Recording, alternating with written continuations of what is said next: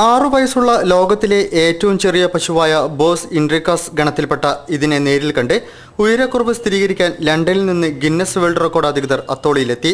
വേളൂർ നമ്പുക്കുടി ബാലകൃഷ്ണന്റെ കാമധേനു ഓർഗാനിക് ഫാമിൽ സംരക്ഷിച്ചു പോരുന്ന നാടൻ പശുക്കളിൽ ഒന്നാണ് കുഞ്ഞിമാണിക്യം. നിലവിൽ ന്യൂയോർക്കിലെ 69.5 സെന്റിമീറ്റർ ഉയരമുള്ള ബ്ലേസി എന്ന പശുവിനാണ് ഉയരക്കുറവിൽ ഗിന്നസ് റെക്കോർഡ്.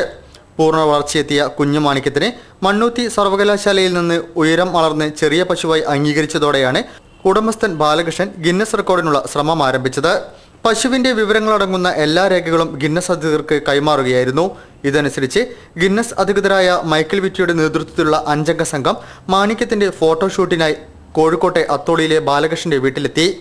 ബാലകൃഷ്ണന്റെ 6 ഏക്കർ വിസ്തൃതിയുള്ള കാമധേനു നാച്ചുറൽ ഫാമിൽ ഇന്ത്യയിലെ വിവിധ സംസ്ഥാനങ്ങളിൽ നിന്നായി ശേഖരിച്ച വംശനാശം സംഭവിച്ചുകൊണ്ടിരിക്കുന്ന 12 ഇനം പശുക്കൾ ഉൾപ്പെടെ 40ഓളം പശുക്കളുണ്ട്. കുഞ്ഞുമാണിക്യത്തെ കാണാൻ ധാരാളം ആളുകൾ ബാലകൃഷ്ണന്റെ വീട്ടിൽ എത്തുന്നുണ്ട്. മാണിക്യത്തെക്കുറിച്ച് പറയുകയാണെങ്കിൽ മാണിക്യം ഇന്ന് ലോകത്തിലെ ഏറ്റവും ചെറിയ പശുവാണ്. 61.5 സെൻറ്റിമീറ്ററാണ് അതിൻ്റെ ഹൈറ്റ് വരുന്നത്. നിലവിൽ ബ്ലേസ് എന്ന് പറഞ്ഞ 69.07 സെൻറ്റിമീറ്റർ ഹൈറ്റുള്ള പശുവാണ് ഇപ്പോൾ കറണ്ട് റെക്കോർഡായിട്ടുള്ളത്. അത് UK പശുവാണ്.